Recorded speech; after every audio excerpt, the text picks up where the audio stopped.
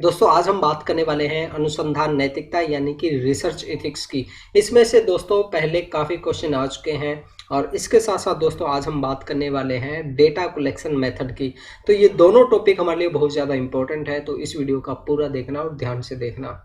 दोस्तों अगर आप चाहें तो हमारा पेड कोर्स भी ज्वाइन कर सकते हैं। इसके अंदर हम आपको बहुत अच्छे तरीके से स्टडी करवाएंगे। नंबर 1 पे दोस्तों हम आपको ऑल 10 यूनिट स्टडी नोट्स देंगे न्यू अपडेटेड सिलेबस के अनुसार, प्लस में सितंबर 2020 में जो क्वेश्चन आए हैं उसके अनुसार हमने ये नोट्स तैयार किए हैं। इसके साथ साथ दोस्तों हम आपको ऑल 10 यूनिट के वीडियोज देंगे, एड फ्री वीडियोज आपको मिलने वाली है। इसके साथ साथ नंबर 3 पे दोस्तों हम आपको 2012 से लेके दिसंबर 2019 तक सभी शिफ्ट के क्वेश्चन पेपर हिंदी इंग्लिश में विद आंसर की आपको मिलने वाले हैं। इसके साथ साथ दोस्तों हम आपको 2012 से लेके दिसंबर 2019 तक टीचिंग के क्वेश्चन अलग देंगे, रिसर्च के अलग देंगे, कम्युनिकेशन के अलग देंगे। इस तरह से सभी यूनिट के क्वेश्चन आपको अलग अलग मिलेंगे। इसके साथ साथ दोस्तों हम आपको मोस्ट रिपीटेड होने वाले क्वेश्चन के बारे में बताएंगे, प्लस में आपको नोट्स भी देंगे। इसके साथ साथ दोस्तों फ्री में हम आपको 2012 से लेकर दिसंबर 2019 तक old year question paper second भी देंगे विद आंसर की।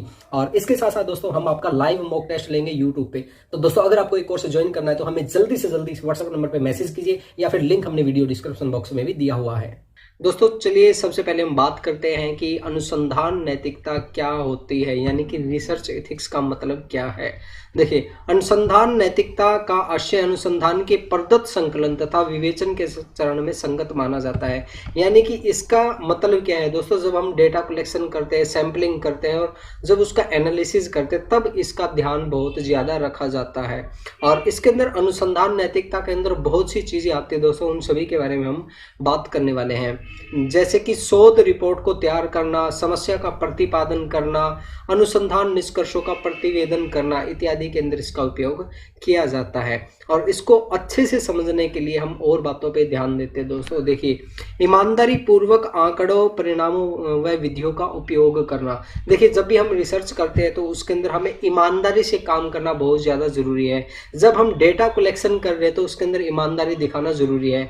ऐसा ना हो कि हम जैसे डेटा कलेक्शन कर रहे हैं या फिर सैंपलिंग कर रहे हैं, हमें मान के चलिए 6 गाँव का डेटा कलेक्शन करना है। 6 गाँव के अंदर मान के चलिए कि हमें 100 लोगों का डेटा इकट्ठा करना है। तो ऐसा नहीं होना चाहिए कि हम पूरे गांव, सभी गांव में ना जाके एक ही गांव से डेटा कलेक्शन कर लेते हैं। हम सोचते हैं भाई ये गांव अपना है, इसमें से डेटा कलेक्शन कर लो, 100 लोगों का डेटा लेना है, अपने ही गांव से ले लो और रिसर्च के अंदर दिखा देंगे हमने कि हमने 6 गांव का डेटा कलेक्शन किया। तो दोस्तों वो जो रिसर्च होगी हमारी अच्छी रिसर्च नहीं होगी, वो अनुसंधान नैतिकता का उल्लंघन होगा। तो ये चीज़ हमें ध्यान रखना जरूरी है।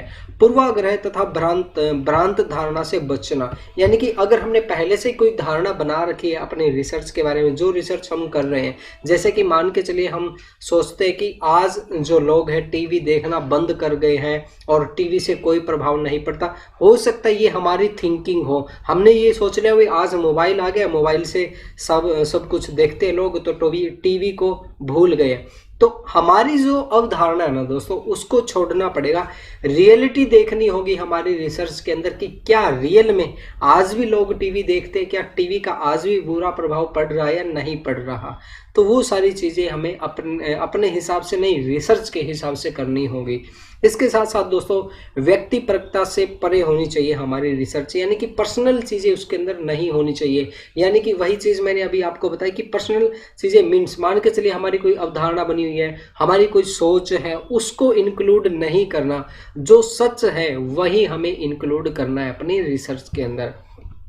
इसके साथ साथ दोस्तों आगे हम बात करें जैसे गंभीर एवं ध्यानपूर्वक तरीके से कार्य करना, यानी कि सीरियस होकर कार्य करना जरूरी है और अच्छे तरीके से कार्य करना जरूरी है। हमारे अप्रकाशित डेटा मेथड का यूज न करना, हमें ऐसे किसी भी डेटा या मेथड का यूज नहीं करना जो अप्रकाशित और जिसके बारे में किसी को नहीं पता हो। ये चीज़ हमने पहले भी आपको एक बार बताई थी कि जो रिसर्च होती है उसके वो साइंटिफिक तरीके से और एक सिस्टमेटिक ढंग से होती है। उसमें ऐसा नहीं है कि हम अपनी तरह से रिसर्च करने लगे, नहीं, ऐसा नहीं। रिसर्च ऐसी होनी चाहिए जो वैल्यूएबल हो, और जो ऑथेंटिक हो, ऐसी रिसर्च होनी चाहिए। इसके साथ साथ आगे हम बात करते हैं दोस्तों, विश्वसनीय प्रक्रिया होनी चाहिए, अभी हमने ये बात कर ली।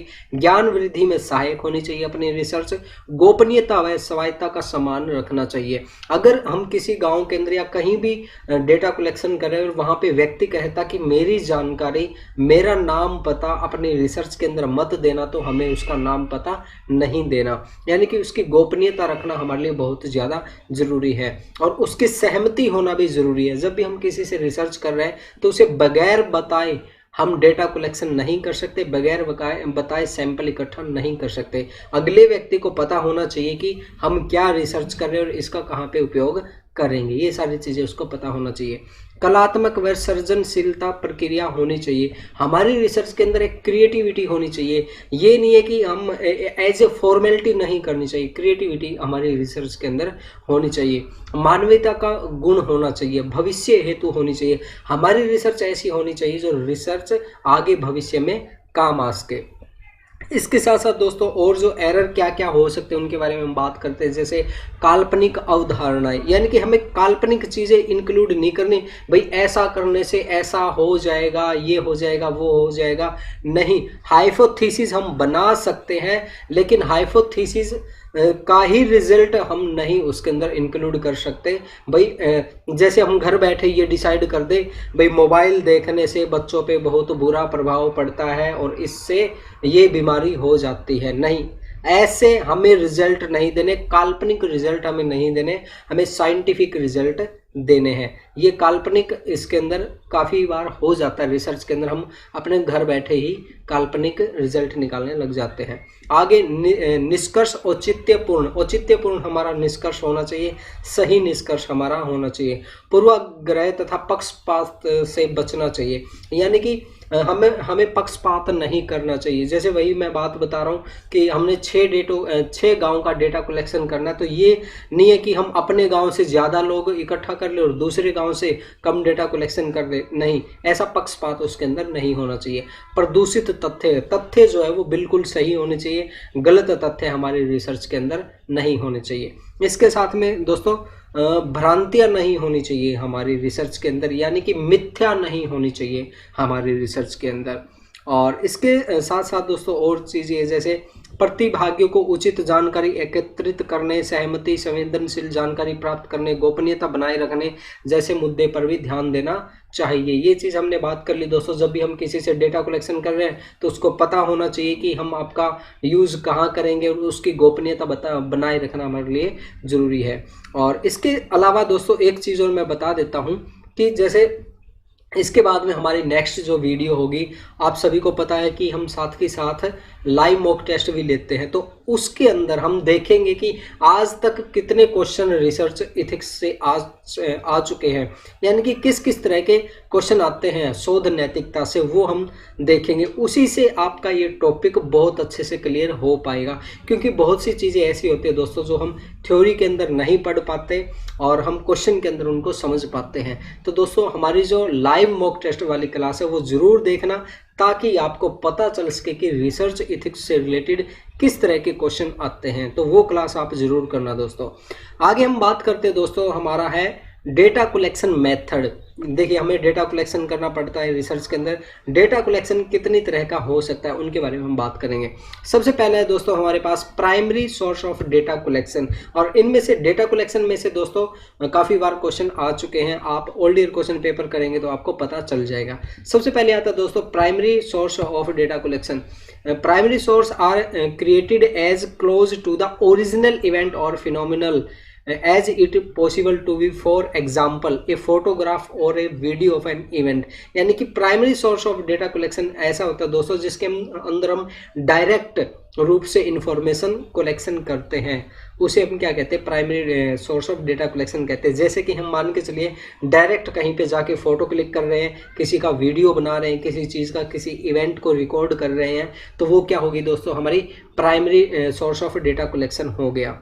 और इसके अंदर दोस्तों जैसे यहाँ पे आप हिंदी इंग्लिश में देख सकते हैं, ऐसा रिसर्च डेटा जो हम सीधे तौर पे वास्तविक घटना या स्रोत से प्राप्त करते हैं उसको हम प्राथमिक स्रोत कहते हैं। इसके अंदर दोस्तों जैसे हम डायरेक्ट किसी का इंटरव्यू भी ले सकते हैं, किसी से क्वेश्चन भी पूछ सकते हैं सर्वे करके, तो वो क्या हो गया दोस्तों, ये हमारा direct primary source of data collection हो गया। इसके साथ साथ दोस्तों इसमें जैसे इसमें क्वेश्चन आते हैं कि डायरेक्ट हम मेल के द्वारा कोई क्वेश्चन पूछ रहे तो वो किस तरह का डेटा कलेक्शन होगा, तो वो होगा दोस्तों हमारा प्राइमरी डेटा कलेक्शन होगा। और इससे रिलेटेड भी हम दोस्तों क्वेश्चन करेंगे हमारे लाइव मॉक टेस्ट में, उसमें आपको अच्छे से पता चल जाएगा। आगे हम बात करते हैं दोस्तों secondary source of data collection. इसके अंदर क्या होता है दोस्तों, secondary source are based on और अबाउट द प्राइमरी सोर्स। ये क्या है कि प्राइमरी सोर्स के ऊपर डिपेंड होते हैं। For example article and book in which author interrupt data from other research. इसके अंदर क्या होता है दोस्तों, मान के चलिए किसी व्यक्ति ने इंटरव्यू लिया हुआ है तो वो उसने अपनी बुक के अंदर लिखा हुआ है, हम उसकी इंफॉर्मेशन यूज कर रहे हैं अपने रिसर्च के अंदर, तो वो क्या हो गया दोस्तों, secondary source of data collection हो गया। यानी कि उसने इंटरव्यू लिया उसके नाम का, तो वो क्या हो गया, प्राइमरी सोर्स हो गया, लेकिन अपने नाम का क्या होगा, वो secondary source of data collection हो गया। यानी कि ऐसा डेटा जो पहले से मौजूद हो उसको यूज करना, वो क्या कहलाता है, secondary source of data collection कहलाता है। और इसके अंदर जैसे हम और बात करें, जैसे आर्टिकल हो गए, बुक्स होगी, उसमें से जो इन्फॉर्मेशन लेते हैं वो हो गया। न्यूज़पेपर से अगर हम इन्फॉर्मेशन लेते हैं पुराने न्यूज़पेपर से, तो वो भी क्या होगी, हमारी secondary source of data collection होगी। और secondary source of data collection किसके ऊपर डिपेंड होता है, primary source of data collection के ऊपर डिपेंड होता है। ये चीज़ आप ध्यान में रखना। आगे हम बात करते हैं दोस्तों, हमारे पास है tertiary source. Tertiary source of information are based on collection of primary and secondary source of data collection। यानी कि टर्सरी सोर्स जो होता है दोस्तों वो प्राइमरी प्लस में सेकेंडरी डेटा कलेक्शन का मिक्सअप होता है। इन दोनों को जब हम यूज करते हैं, प्राइमरी सोर्स और सेकेंडरी सोर्स को, तो वो क्या कहलाता है, tertiary source of data collection कहलाता है। और दोस्तों इन तीनों से क्वेश्चन आ चुके हैं, पहले दिसंबर 2019 में भी आ चुके हैं और पहले भी आ चुके हैं, और अब भी इसमें से क्वेश्चन आने की संभावना है। इन सभी को दोस्तों हम लाइव मॉक टेस्ट में करेंगे, तो वो आप जरूर करना। और इसके एग्जाम्पल देखें तो दोस्तों इंसाइक्लोपीडिया हो गया, विवियोग्राफी हो गया और हैंडबुक्स वगैरह हो गई हमारी।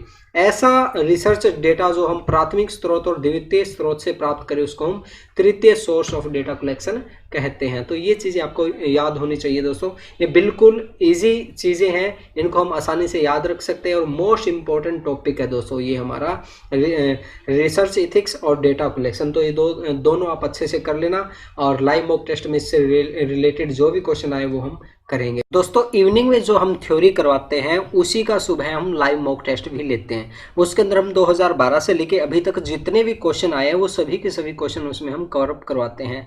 आपको लाइव मॉक टेस्ट कैसे लेना है, इसके लिए दोस्तों सबसे पहले आप हमारी ऐप निमिज़नेट इंस्टॉल कीजिए। ऐप इंस्टॉल करने के बाद दोस्तों आपको चैट के ऊपर क्लिक करना है। ये देखिए चैट का ऑप्शन आपको नीचे दिखाई दे जाएगा। यहाँ पे क्लिक करने के बाद दोस्तों आपके सामने ये आएगा फरवरी 2021 बैच वीडियो एंड इन्फॉर्मेशन, इसके ऊपर क्लिक करना है। यहाँ पे क्लिक करने के बाद दोस्तों यहाँ पे हम डेली के डेली लिंक डालते रहते हैं। जैसे सुबह 9 बजे हमारा लाइव मॉक टेस्ट होता है तो हम इसको रात को या सुबह 7 बजे इसमें लिंक डाल देते हैं। आपके पास दोस्तों नोटिफिकेशन भी आ जाता है, या फिर आप मैन्युअली ऐप में आके यहाँ पे चैट पे भी इस लिंक को ले सकते हैं और बिल्कुल आसानी से हमारी लाइव क्लास ज्वाइन कर सकते हैं। थैंक यू दोस्तों।